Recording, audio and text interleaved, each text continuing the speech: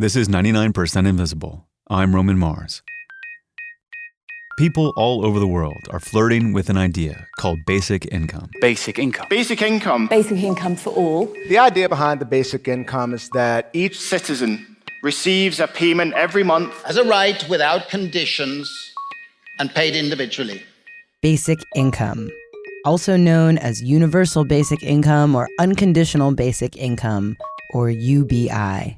That's producer Avery Trufelman. Very, very roughly defined, universal basic income is this idea that a government would pay all their citizens, and everyone would get a flat sum of money every month to cover their basic needs, whether or not they have a job. And this money would be no strings attached, with no conditions, and this would hopefully remove any stigma from receiving it. It's free money, basically. It's free money. The logic behind it is this. A lot of jobs don't pay enough money for people to even make rent or buy groceries. You can work full-time and still be below the poverty line. So it's easy to understand why people on the left would advocate for a guaranteed income. But also a version of this concept is popular in libertarian circles. They see basic income as a way to shrink the welfare state. For example, you could take away food stamps, Medicare, and housing subsidies and replace all of it with one flat sum. People in tech are also interested in the concept of basic income, and they feel a certain urgency about it. Robots are coming for our jobs, they say, and basic income is the best way for humans to maintain a decent lifestyle when our labor is increasingly obsolete. Our generation is going to have to deal with tens of millions of jobs replaced by automation like self-driving cars and trucks. But we have the potential to do so much more than that. That's Mark Zuckerberg giving a commencement speech at Harvard. And what he's getting at is in a world where jobs are scarce, everyone will need a financial cushion. And then, by his logic, if people don't have to worry about food and shelter, maybe they'd feel freer to innovate. Maybe they'd start a new company or go back to school. We should explore ideas like universal basic income to make sure that everyone has a cushion to try new ideas.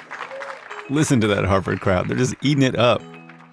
Elon Musk has also advocated for UBI, and the startup incubator Y Combinator will soon begin its own pilot experiment right here in Oakland to study what happens when they give a group of people a basic income. It's actually an idea that's been around for a long time, and there are many different variations on it. But recently, there have been a number of experiments with forms of basic income happening around the world. A nonprofit is running an experiment with UBI in Kenya, and Ontario, Canada just launched a test in 3 different cities.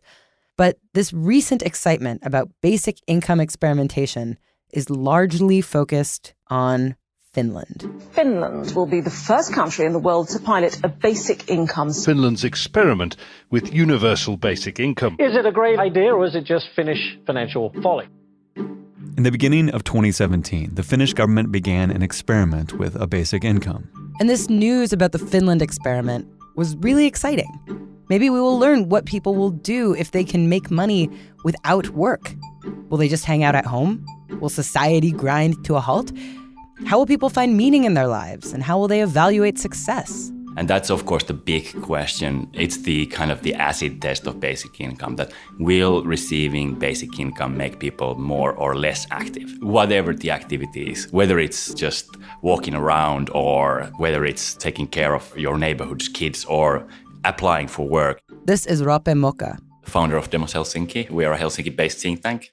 And here's what I learned talking to Roope and other people in Finland about this experiment with basic income. The talk about basic income in Finland started before the understanding of what the outcomes of automation would be for the employment market. The Finland experiment is not about robots, and it's not to see if people will stop working when they get free money. The experiment is to find out if giving people basic income will actually help them start working. And this whole experiment is especially interesting to us here at 99PI, not just for what Finland is testing, but how they are testing it. Finland is trying out a unique design-oriented way of thinking about government. Rather than just rolling out laws on a massive scale, they are trying to craft legislation in stages with user feedback, like a piece of design. Because every good design is made to fill a need or solve a problem. And this is the problem. I hate it to be unemployed. Right now, in 2017, the unemployment rate in Finland is at 8.8%, and that's about double the US unemployment rate. And that rate is worse in smaller Finnish cities like Joensuu. Joensuu is in eastern Finland. Eastern Finland has always been the poorest parts of the country. This is Sanna Leskianen, resident of Joensuu, which is about an hour's drive away from the Russian border. She's 39, and she's been unemployed for a little over 2 years. Unemployment has been here bigger than, say, in southern or western Finland, because we are far from bigger cities where are much more job opportunities. Sanna has a master's in history, and she worked as a researcher until her project ran out of funding. And all over Finland, there's been a massive decline in manufacturing work, ever since Nokia was crushed by Apple and Android phones. Nokia's phone parts used to be made by contractors and companies all around the country. My mom actually worked in that factory that kind of went down when Nokia started to go down, so I kind of know part of that story pretty well.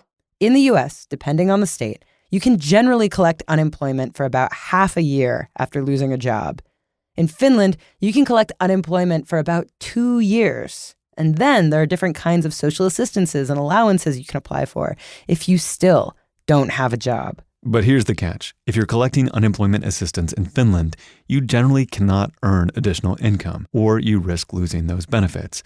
And then you'd have to reapply, which is a massive drag. You cannot take part-time job, because then you are gaining money, even though very, very little, then it's counted against you.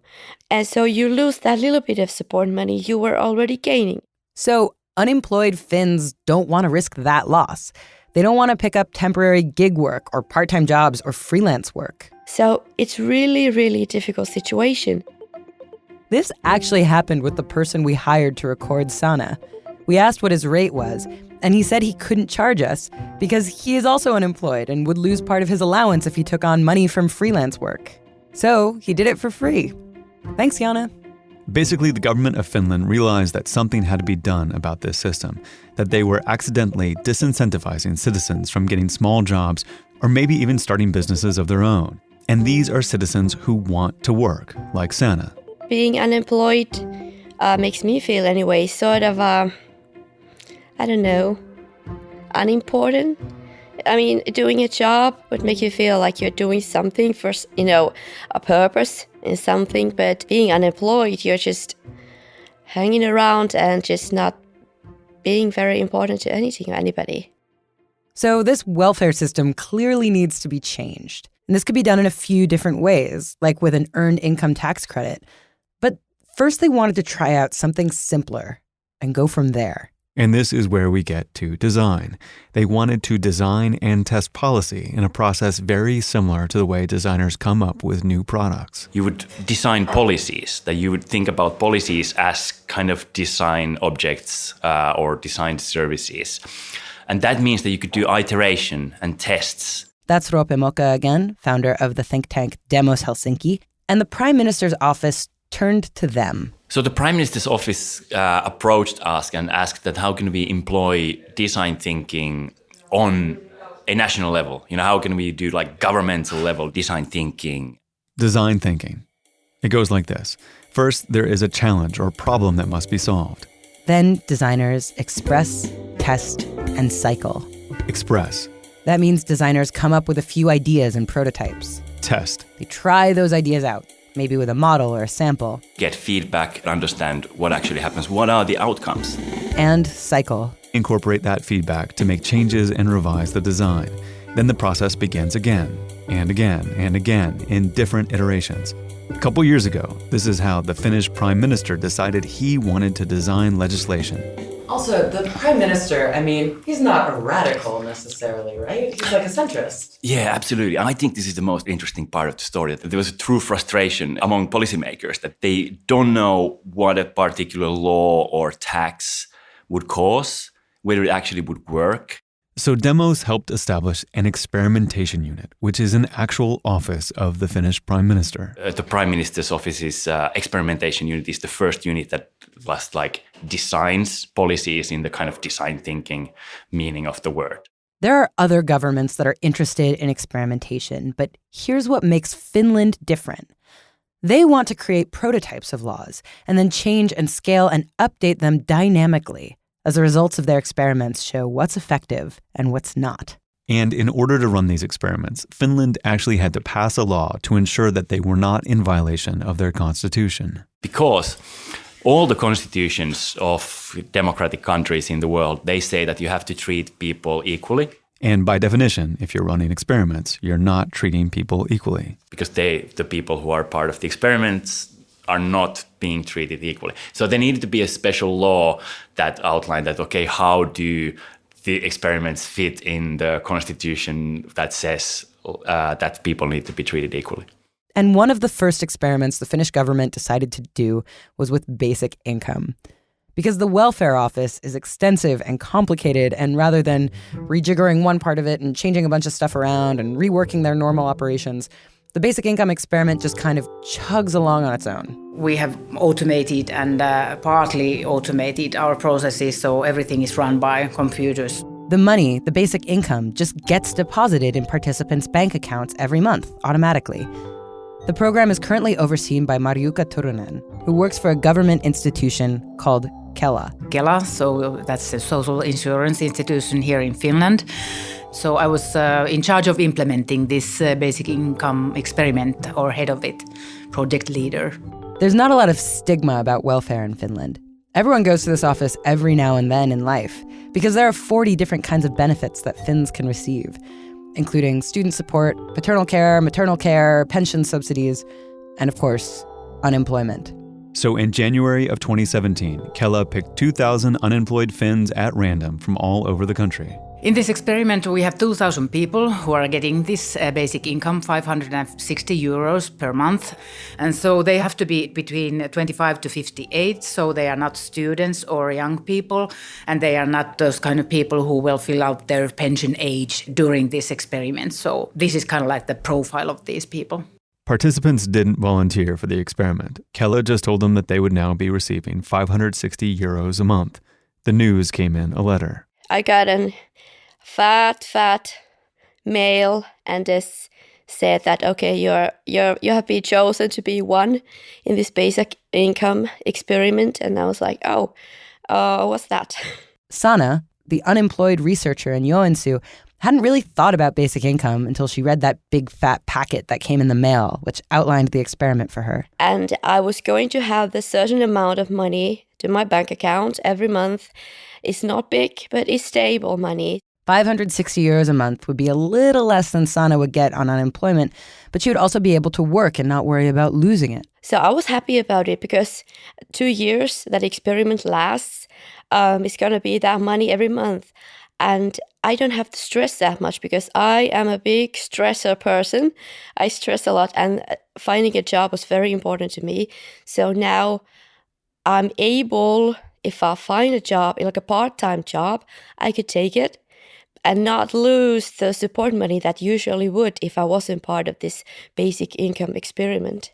Some of the participants have been talking about their basic income with the press, but Sana has kept it a secret. I feel embarrassed about it because it feels like I have this advantage. So I haven't been very excited about spreading that information. And now as I'm participating this, your podcast is like, okay, not very many people in Finland are probably hearing about this, so I could be open about it. I'm sorry to put it this way. I'll have you know, we are huge in Finland, Sana. Sana doesn't know anyone else involved in the study, and most people in Finland don't. Her friends get kind of starstruck when she tells them her secret. I get people, off guard with that. So, oh, you're part of that. You're the first one I've ever met. So it's like, it's kind of funny, really. When you collect unemployment in Finland, you have to go to these job training meetings and check-ins every couple of months. But these 2,000 participants scattered around the country don't have to do anything at all to get this 560 euros every month. Even though they're part of this experiment, they also don't have to report how they spent it.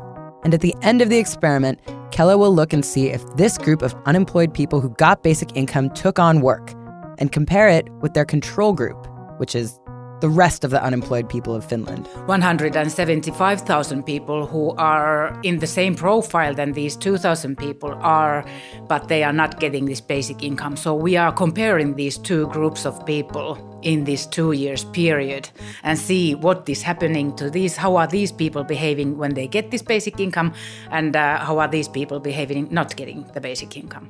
And then, when they compare the results, basic income might, just might, get one step closer to becoming a reality. Well, if you play with the idea that this basic income would actually become a universal basic income here in Finland, which is kind of like the idea that I don't actually believe that is going to happen. You don't think it'll happen? Well, I think that there are lots of people who are not thinking this is a good idea. Yes, the person currently overseeing the experiment for basic income believes it won't work. I think that it would be too dramatic. So we would wipe out the whole of this social security system that we have been building up for decades, and then just replace it with one benefit. Toronen imagines that not everyone would prefer a flat income rate.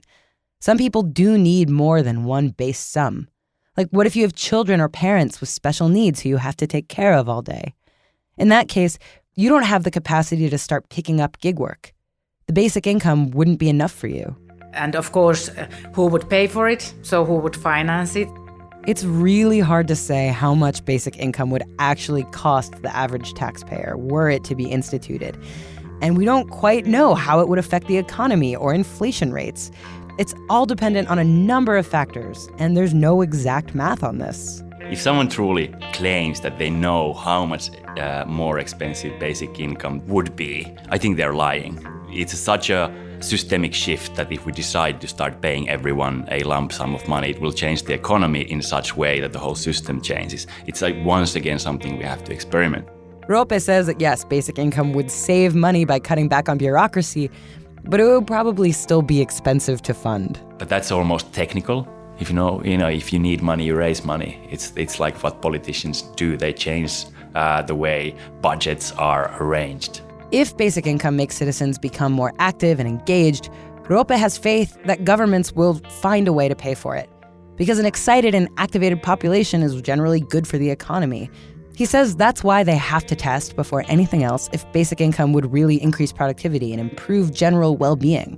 At this point, they're testing to see if it'd be worth more investigation. I really hope that this will continue and to spread out, that more people are involved. This experiment has invigorated Sanna. Even though she gets slightly less money than she would on unemployment, she's free to do whatever she wants. I am trying to find a job. I'm sending applications and take possibly a part-time job. She feels like she's about to start a new chapter, and she's ready for what's next. A tranquility of mind, it brought that to me. And it sounds funny because the amount of money is not that big, but give people hope, give people a chance to take a moment away from that stress and that panic of, do we survive? It's really important to keep in mind that Sanna is just one participant in a very small study. And basic income may have helped her search for part-time work, but when I spoke with her, she had yet to actually find employment. And also, you probably noted that this form of basic income is not universal basic income. If it were universal, it would be money for every citizen, employed or not. In this particular experiment, the basic income is only for unemployed people. Yeah, I think what we're experimenting now would be called partial basic income. This is a limited experiment. I don't know how relevant it is because a lot of groups are missing. If we want to see what people do when they don't have to work anymore, Roope says they should next see what happens if basic income is given to people who are already employed, to see if they then quit their jobs. Critics of the experiment also argue that 2,000 people is too small a sample size. Two Finnish economists published an op-ed in the New York Times called "Why Finland's Basic Income Experiment Isn't Working," and said it had the potential to incentivize people to accept low-paying and low-productivity jobs. It's an experiment that's far from perfect. But it's not supposed to be a be-all, end-all. Ideally, it's a first draft. We cannot just consider that, let's give this amount to some thousands of people and then we'll know for sure. There's going to be other experiments before we can find out how to renew Social Security. Basically, if this experiment is at all successful, or even if it's not, it should lead to another experiment, and then another, and then another. And Finland isn't just designing experiments with basic income. There will be experiments for what languages to teach in schools, or how to change childcare, everything. According to their website, the experimentation office is working on 26 key projects nationally. And slowly, hopefully, Finland will use the design process to figure out if it's possible or worthwhile to try radically new ideas. Express, test, and cycle.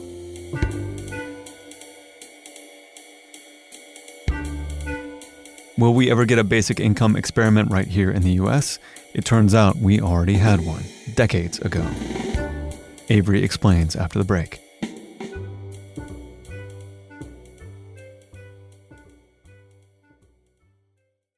So a lot of people here in the United States are talking about universal basic income and arguing about why it's good and why it's bad. But to me, it just seems like it's just not on the table at all. I just feel like there's something about the US that makes it so it would never happen here. That basic income is basically something that could only be tested in Nordic welfare states.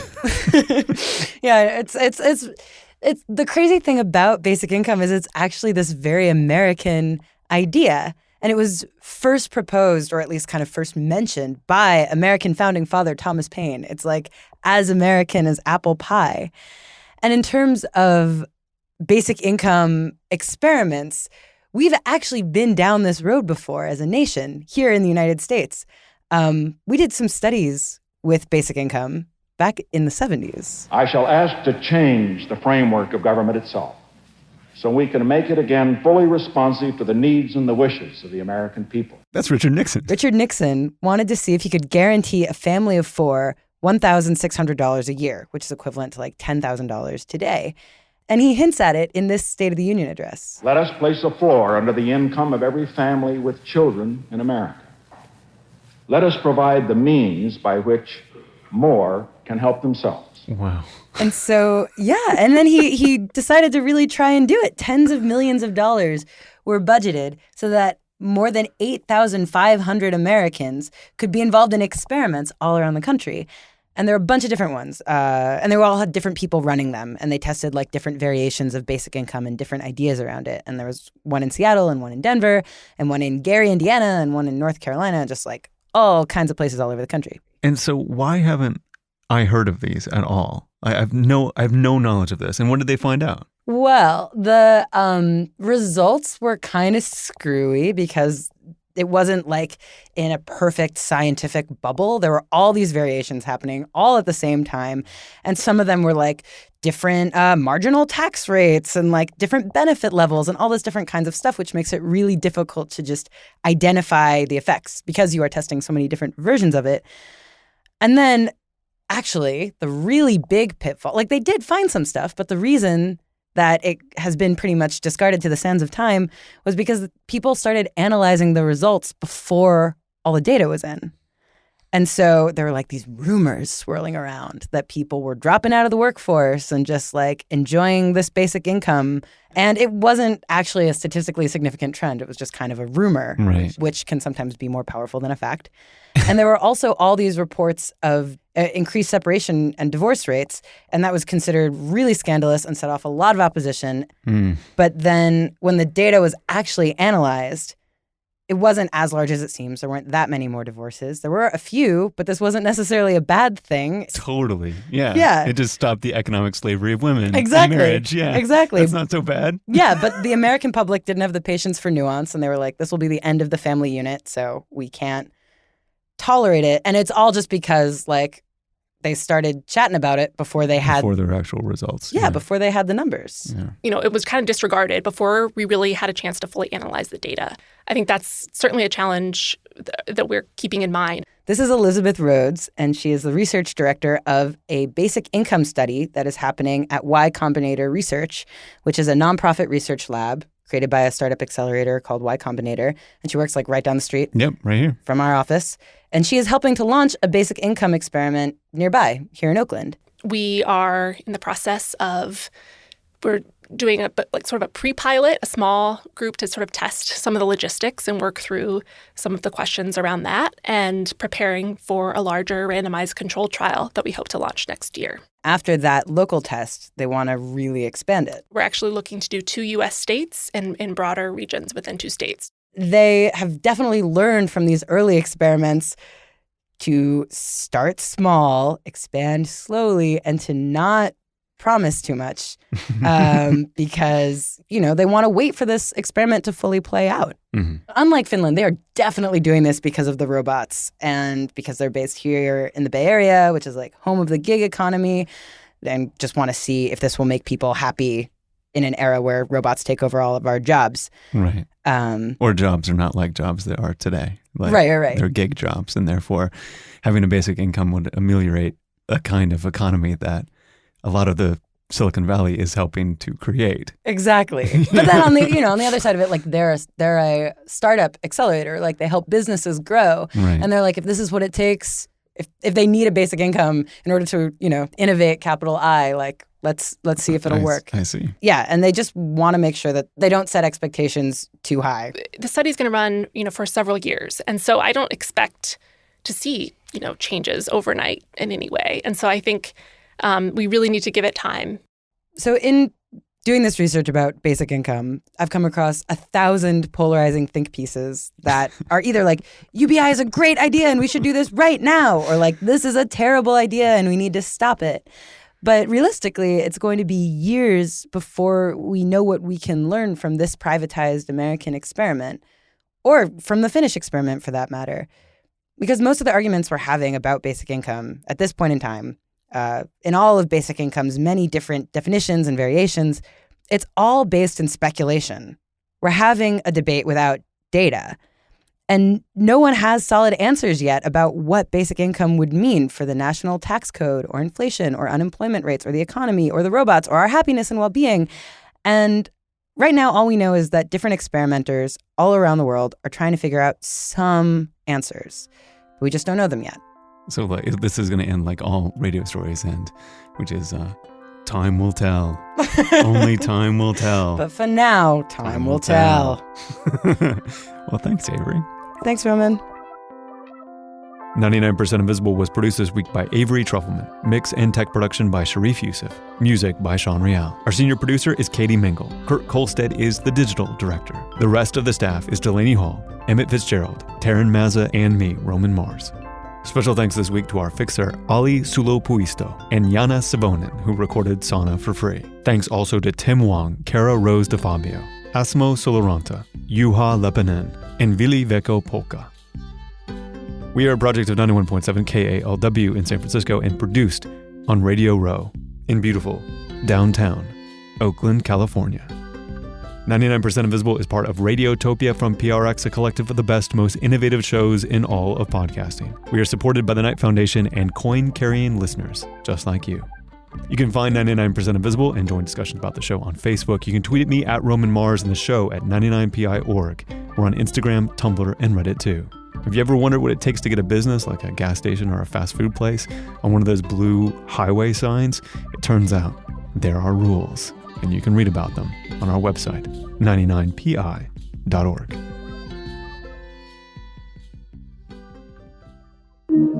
Radiotopia.